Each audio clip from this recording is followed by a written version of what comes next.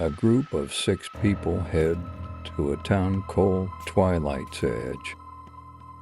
This place once thrived until it suddenly disappeared from the map. The roads leading there are overgrown and satellite images show only ruins. Anna, a journalist, joins the expedition to find out what happened to her father, who disappeared there 10 years ago. Along with her in the group, Max is the leader, determined and experienced. Lena, a biologist, a specialist in anomalies. Victor is a security guard with a combat background. Andre, geologist, a bit nervous, but smart. Katya is a student assistant, curious but trusting. On the way to the town, the heroes encounter the first oddities. The forest becomes increasingly dark. The sound of their footsteps seems muffled. Andre notes that the compass behaves strangely. The arrow is constantly shaking. Suddenly, the group finds an old car by the side of the road with trees growing through it, but no traces of people. When the group reaches the town, they notice that the streets are covered in a thick layer of dust, and the windows of the houses are boarded up from the inside.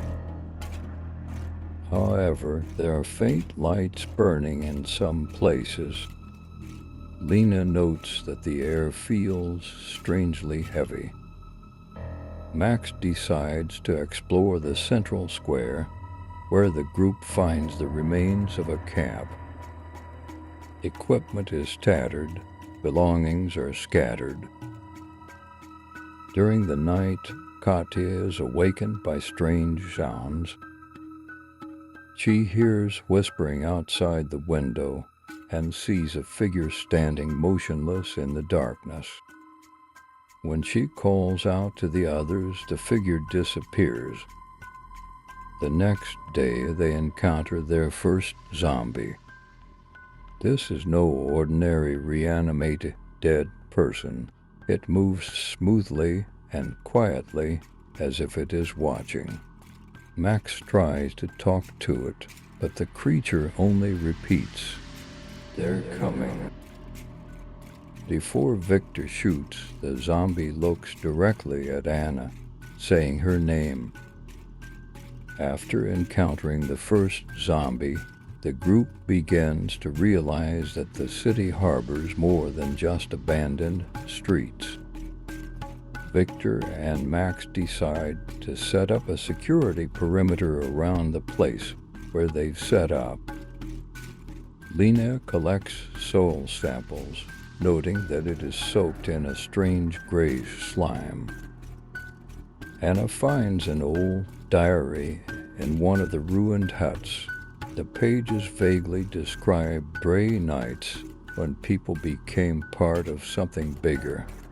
Some pages are smudged with ink stains, and the last lines faintly read, "If you can hear them, it's too late." In the evening, the team decides to have a snack and discuss their next steps. But at the moment when Andre is trying to light a fire, they hear a loud scraping sound, as if iron is being dragged across the concrete. Katya flinches, and Max and Victor grab their weapons. Shadows begin to move out of the darkness toward the camp. Their movements are barely visible in the thickening gloom. Max orders everyone inside the building. Leaving only a narrow view of the street through a broken window, they notice that the shadows are not random at all. There are dozens of zombies moving simultaneously, as if they are following an invisible order. The next day, the group decides to move to the center of town. They suspect that the source of all the weirdness is there. The town square looks as if time has stopped here. Wrecked cars, closed stores, but no signs of recent activity. Katya notices a strange metal hatch in the ground. Opening it, the teen discovers a staircase leading downward. This underground room turns out to be a laboratory. There are broken monitors on the floor, equipment covered in dust, and old pictures of people in medical coats on the walls. On one of the tables, they find vials of green liquid. Lena guesses that it might be the binding component mentioned in the diary. At this point, Andre notices that there is a map of the city hanging on the wall with underlined sectors. And the center of the map is a highlighted dot with the caption "The Hive." Anna walks over to the computer, which by some miracle works. She reads notes that describe experiments on people's minds. Scientists were trying to create a substance that would allow them to control large groups of people. But as the notes make clear, the virus has gotten out of control. It united all the infected into a single mind controlled by a hive mind. Suddenly, they hear a muffled hum. The sounds grow louder, and the vibrations are felt through the walls. Victor shouts, "They're coming." The zombies begin to infiltrate the lab, but their behavior is unusual. They don't attack at once. They line up around the exit, as if blocking the way. Max and Victor open fire, but this only attracts more infected.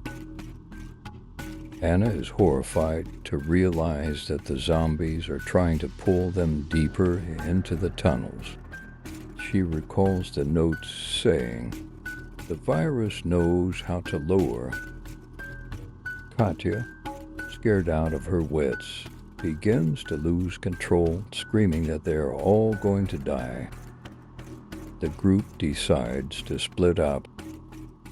Victor and Lena distract the zombie so that the others can move on to the marked hive point. Before leaving, Victor warns Max, "If we don't come back, destroy the whole thing." The remaining three, Anna, Max, and Andre, reach the center hall of the lab. Here is a massive capsule filled with the very same green liquid. Floating inside is a humanoid figure connected to a multitude of tubes.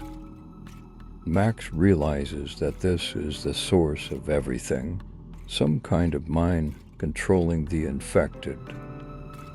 Andrew finds the control panel and notices that the self-destruct system is still active. Anna convinces them that destroying this capsule could stop the virus. At that moment, Andre looks back and sees one of the zombies silently creeping closer. Max fires at the last moment, but the noise attracts the others. There is a deafening rumble in the hall as the infected began to flock from all directions. Their movements are strangely coordinated, as if something greater were directing them.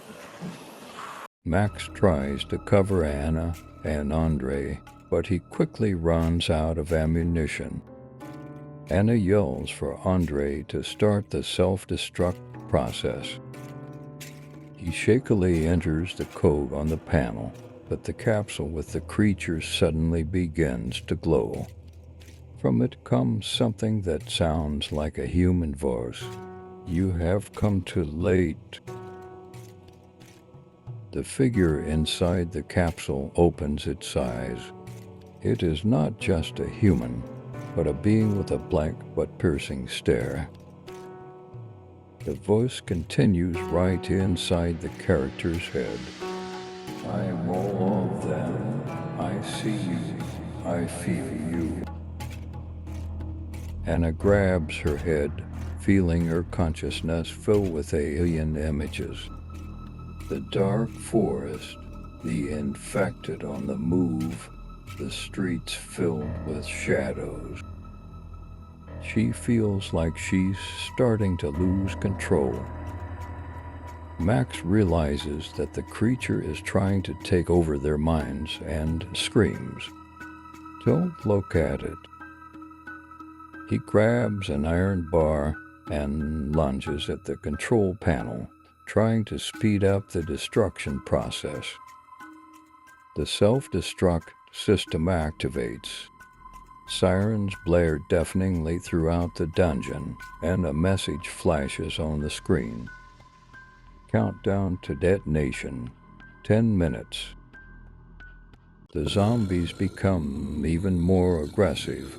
Their movements are chaotic, but they are clearly trying to stop the heroes.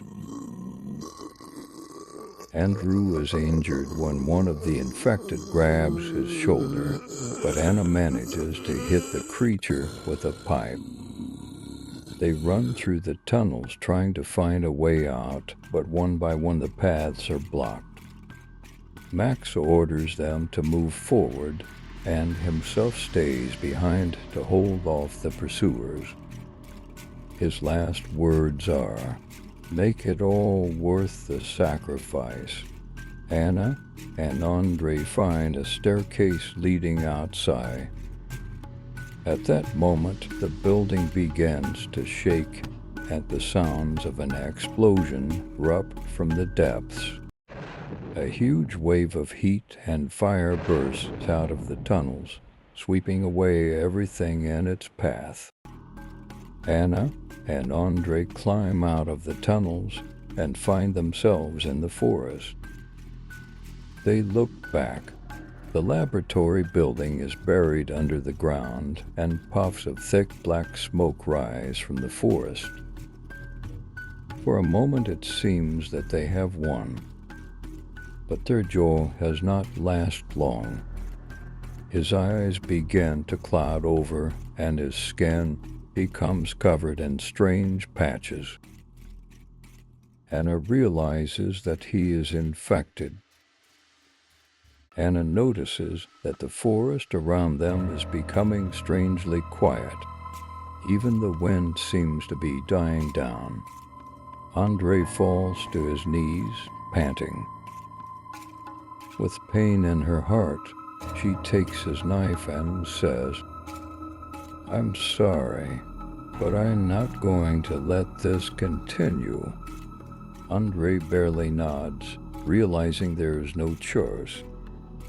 Anna continues to walk through the forest alone. Now she hears whispers in her head, quiet but insistent. The voice of the creature from the capsule says, "You think you can escape? We're already inside you." She realizes that the contagion isn't just transmitted physically. It spreads through the mind. Anna sees sunlight breaking through the trees in front of her, but instead of relief, fear overwhelms her. Anna stands at the edge of the forest, looking out at the distant horizon. Something inhuman flickers in her eyes, and a voice in her head laughs softly. "This is only the beginning."